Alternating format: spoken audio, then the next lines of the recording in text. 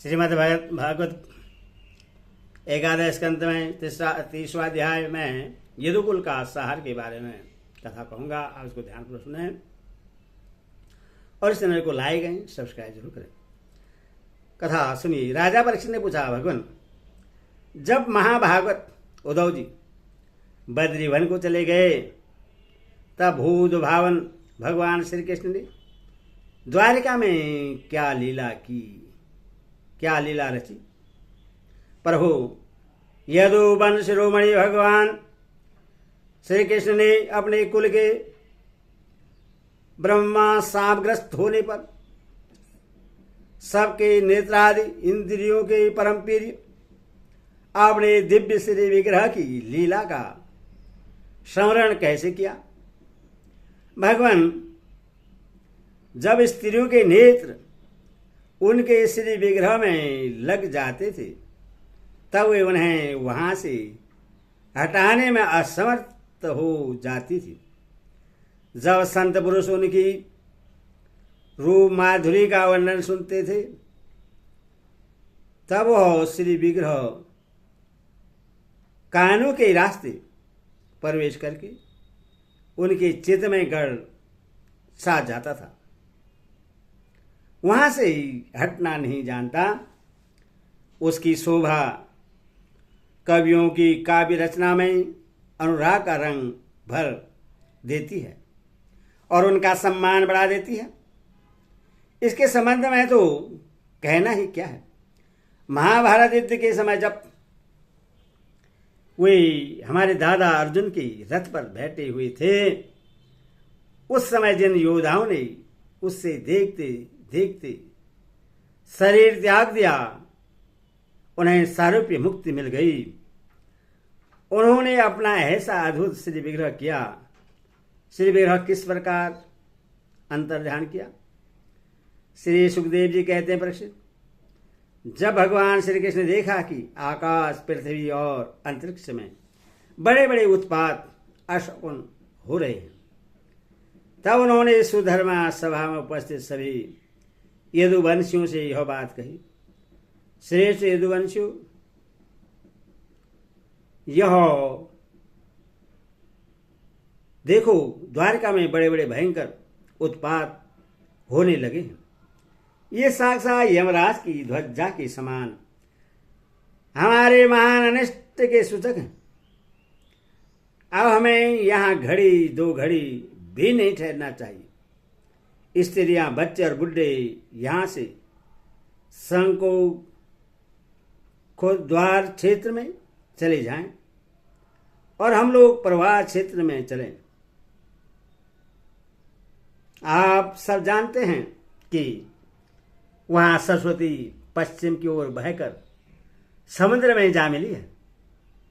वहां हम स्नान करके पवित्र होंगे, उपवास करेंगे और एकाग्रचित्त से स्नान एवं चंदन आदि सामग्रियों से देवताओं की पूजा करेंगे।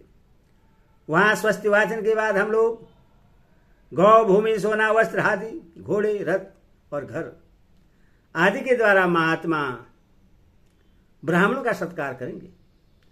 यह विधि सब प्रकार के अमंगलों का नाश करने वाली और परम मंगल की जननी है। श्रेष्ठ यदुवंशियों, देवता, ब्राह्मण और गौ की पूजा ही प्राणी के जन्म का परम लाभ है। परीक्षित, सभी वृद्ध यदुवंशियों ने भगवान श्री कृष्ण की यह बात सुनकर तथास्तु कहकर उसका अनुमोदन किया और तुरंत नौकाओं से समुद्र पार करके रथों द्वारा प्रवाह क्षेत्र की यात्रा की। वहां पहुंचकर यादवों ने यदुवंश शिरोमणि भगवान श्री कृष्ण के आदेशानुसार बड़ी श्रद्धा और भक्ति से शांति पाठ आदि तथा और भी सब प्रकार के मंगल कृत्य किए। यह सब तो उन्होंने किया, परंतु देव ने उनकी बुद्धि हर ली और वे उस मेरेयक नामक मदिरा का पान करने लगे, जिसके नशे से बुद्धि भ्रष्ट हो जाती है। वह पीने में तो अवश्य मीठी लगती है, परंतु परिणाम में सर्वनाश करने वाली है। उस तीव्र मदिरा के पान से सब के सब उन्मत्त हो गए और वे घमंडी वीर एक दूसरे से लड़ने झगड़ने लगे। सच पूछो तो श्री कृष्ण की माया से वे मूक हो रहे थे। उस समय क्रोध से भरकर एक दूसरे पर आक्रमण करने लगे और धनुष बाण, तलवार, भाले, गदा, तोमर और रिष्टि आदि अस्त्र शस्त्रों से वहां समुद्र तट पर ही एक दूसरे से भिड़ गए। मत वाले यदुवंशी रथों, हाथियों, घोड़ों, गधों, ऊंटों, खच्चरों, बैलों, भैंसों और मनुष्य पर भी सवार होकर एक दूसरे को बाणों से घायल करने लगे। मानो जंगली हाथी एक दूसरे पर दांतों से चोट कर रहे हैं। सबकी सवारियों पर ध्वजाएं फहरा रही थी। पैदल सैनिक भी आपस में उलझ रहे थे। पर्दवन सांब के, अंकुर भोज के, अरुंधति सत्याग्रह से, सुभद्र संग्राम जित से भगवान श्री कृष्ण के भाई गत उसी नाम के उनके पुत्र से और सुमित्र सूरत से युद्ध करने लगे। ये सभी बड़े भयंकर योद्धा थे और क्रोध में भरकर एक दूसरे का नाश करने पर तुल गए थे। इनके अतिरिक्त निषट, उलमुख, शैत्यजित, सज्जित और भानु आदि यादव भी एक दूसरे से गूंथ गए। भगवान श्री कृष्ण की माया ने तो इन्हें अत्यंत मोहित कर ही रखा था। इधर मदिरा के नशे ने भी इन्हें अंधा बना दिया था। दर्शा, वृष्टि, अंधक, भोज, सात्वर, मधु, अरुद, माधुर, सुसेन, विसर्जन, कुकुर और कुंती आदि वंशों के लोग सौहार्द और प्रेम को भुलाकर आपस में मार काट करने लगे।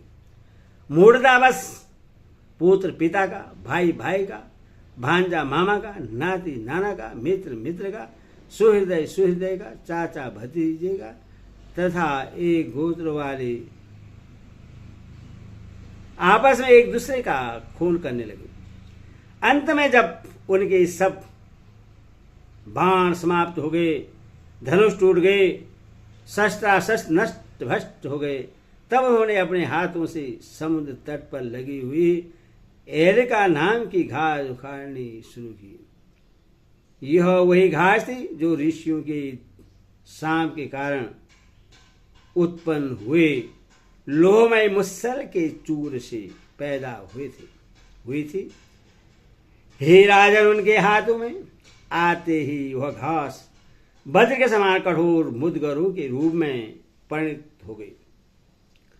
अब वे रोष में भरकर उसी घास के द्वारा अपने विपक्षियों पर प्रहार करने लगे। भगवान श्री कृष्ण ने मना किया तो उन्होंने उनको और बलराम जी को भी अपना शत्रु समझ लिया। उन आतातियों की बुद्धि ऐसी मूढ़ हो रही थी कि वे उन्हें मारने के लिए उनकी ओर दौड़ पड़े। कुरुनंदन, अब भगवान श्री कृष्ण और बलराम जी वे क्रोध में भरकर युद्ध भूमि में इधर उधर विचरने और मुट्ठी की मुट्ठी एरिका घास उखाड़ उखाड़ कर उन्हें मारने लगे।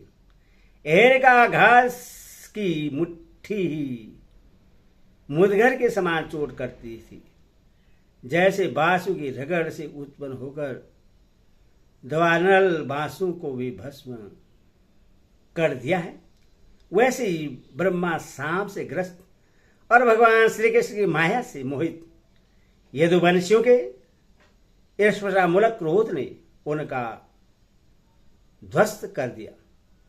जब भगवान श्री कृष्ण ने देखा कि समस्त यदुवंशियों का सार हो चुका, तब उन्होंने यह सोचकर संतोष की सांस ली कि पृथ्वी का बचा खुचा भार भी उतर गया। परीक्षित, बलराम जी ने समुद्र तट पर बैठकर एकाग्रचित से परमात्म चिंतन करते हुए अपने आत्मा को आत्मस्वरूप में ही स्थिर कर लिया और मनुष्य शरीर छोड़ दिया। जब भगवान श्री कृष्ण ने देखा कि मेरे बड़े भाई बलराम जी परम पद में लीन हो गए, तब वे एक पीपल के पेड़ के तले जाकर चुपचाप धरती पर ही बैठ गए। भगवान श्री कृष्ण ने उस समय अपनी अंकांति से दीप्यमान चतुर्भुज रूप धारण कर रखा था और धूम से रहित अग्नि के समान दिशाओं को अंधकार रहित प्रकाशमान बना रहे थे। वर्षाकालीन मेघ के समान सांवले शरीर से तपे हुए सोने के समान ज्योति निकल रही थी। वह स्थल पर श्री वस्त्र का चिन्ह शोभायमान था। वे रेशमी पीताम्बर की धोती वैसा ही दुपट्टा धारण किए हुए थे। बड़ा ही मंगलमय रूप था। मुख कमल पर सुंदर मुस्कान और कपोलों पर नीली नीली अलकें बड़ी ही सुहावनी लगती थी। कमल के समान सुंदर सुंदर एवं सुकुमार नेत्र थे। कानों में मकराकृत कुंडल झिलमिला रहे थे। कमर में करधनी, कंधे पर युगोपवित, माथे पर मुकुट, कलाई में कंगन, बाहों में बाजूबंद, वक्षस्थल पर हार, चरणों में नुपुर, अंगुलियों में अंगूठियां और गले में कस्तूरी मणि शोभायमान हो रही थी। घुटनों तक वनमाला लटकी हुई थी। शंख चक्र गदा आदि आयुध मूर्तिमान होकर प्रभु की सेवा कर रहे थे।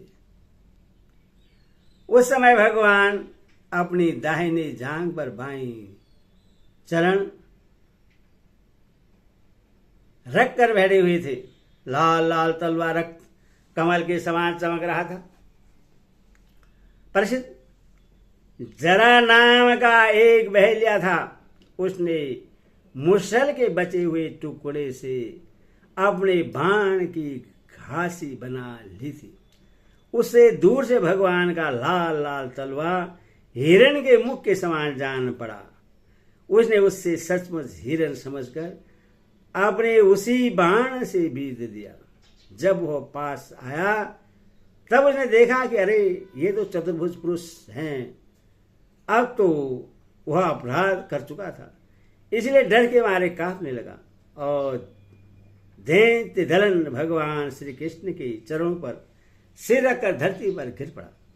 उसने कहा, हे मधुसूदन, मैंने अनजान में यह पाप किया है। सचमुच मैं बहुत बड़ा पापी हूँ, परंतु आप परम यशस्वी और निर्विकार हैं। आप कृपा करके मेरा अपराध क्षमा कीजिए। सर्वव्यापक सर्वशक्तिमान प्रभु, महात्मा लोग कहा करते हैं कि आपके स्मरण मात्र से मनुष्य का अज्ञान अंधकार नष्ट हो जाता है। बड़े खेद की बात है कि मैंने स्वयं आपका ही अनिष्ट कर दिया। वैकुंठ धाम में निरपराध हिरणों को मारने वाला महापापी हूं। आप मुझे अभी भी मार डाली, क्योंकि मर जाने पर मैं फिर कभी आप जैसे महापुरुषों का ऐसा अपराध न करूंगा। भगवान, संपूर्ण विद्याओं के पारदर्शी ब्रह्मा जी और उनके पुत्र रुद्र आदि भी आपकी योग माया का विलास नहीं समझ पाते, क्योंकि उनकी दृष्टि भी आपकी माया से आवृत है। ऐसी अवस्था में हमारे जैसे पाप योनि लोग उसके विषय में कह ही क्या सकते हैं। भगवान श्री कृष्ण ने कहा, हे जरे तू डर मत, उठ उठ, यह तो तूने मेरे मन का काम किया है। जा, मेरी आज्ञा से तू स्वर्ग में निवास कर, जिसकी प्राप्ति बड़े बड़े पुण्य वालों को होती है। श्री सुखदेव जी कहते, प्रसिद्ध भगवान श्री कृष्ण तो अपनी इच्छा से शरीर धारण करते हैं। जब उन्होंने जरा व्याध को यह आदेश दिया, तब उसने उनकी 3 बार परिक्रमा की, नमस्कार किया और विमान पर सवार होकर स्वर्ग को चला गया। भगवान श्री कृष्ण का सारथी दारुक उनके स्थान का पता लगाता हुआ उनके द्वारा धारण की हुई तुलसी की गंध से युक्त वायु सूंघकर और उससे उनके होने के स्थान का अनुमान लगाकर सामने की ओर गया। दारुक ने वहां जाकर देखा कि भगवान श्री कृष्ण पीपल के वृक्ष के नीचे आसन लगाए बैठे हैं। ऐसा तेज वाले आयुध मूर्तिमान होकर उनकी सेवा में संलग्न है। उन्हें देखकर दारुक के हृदय में प्रेम की बाढ़ आ गई। नेत्रों में आंसू की धारा बहने लगी। वह रथ से कूदकर भगवान के चरणों पर गिर पड़ा। उसने भगवान से प्रार्थना की, प्रभु रात्रि के समय चंद्रमा के अस्त हो जाने पर राह चलने वाले की जैसी दशा हो जाती है, आपके चरण कमलों का दर्शन न पाकर मेरी भी वैसी ही दशा हो गई है। मेरी दृष्टि नष्ट हो गई है, चारों ओर अंधेरा छा गया है। अब न तो मुझे दिशाओं का ज्ञान है और न मेरे हृदय में शांति है। परीक्षित, अभी दारू इस प्रकार कह ही रहा था कि उसके सामने भगवान गरुड़ध्वज रथ पताका और घोड़ों के साथ आकाश में उड़ गया। उसके पीछे पीछे भगवान के दिव्य आयुध भी चले गए। यह सब देखकर दारुक के आश्चर्य की सीमा न रही। तब भगवान ने उससे कहा, दारुक, अब तुम द्वारिका चले जाओ और वहां यदुवंशियों के पारस्परिक सहार भैया बलराम जी का परम गति और मेरे स्वधाम गमन की बात कहो और उनसे कहना कि अब तुम लोगों को अपने परिवार वालों के साथ द्वारिका में नहीं रहना चाहिए। मेरे न रहने पर समुद्र उस नगरी को डुबो देगा। सब लोग अपनी अपनी धन संपत्ति, कोटम और मेरे माता पिता को लेकर अर्जुन के संरक्षण में इंद्रप्रस्थ चले जाए। दारू, तुम मेरे द्वारा उपदिष्ट भागवत धर्म का आश्रय लो और ज्ञाननिष्ठ होकर सबकी उपेक्षा कर दो तथा इस दृश्य को मेरी माया की रचना समझकर शांत हो जाओ। भगवान का यह आदेश पाकर दारुक ने उनकी परिक्रमा की और उनके चरण कमल अपने सिर पर रखकर बारंबार प्रणाम किया। तुरंत उदास मन के द्वारा द्वारिका के लिए चल पड़ा। हरि ओम तत्सत, हरि ओम तत्सत।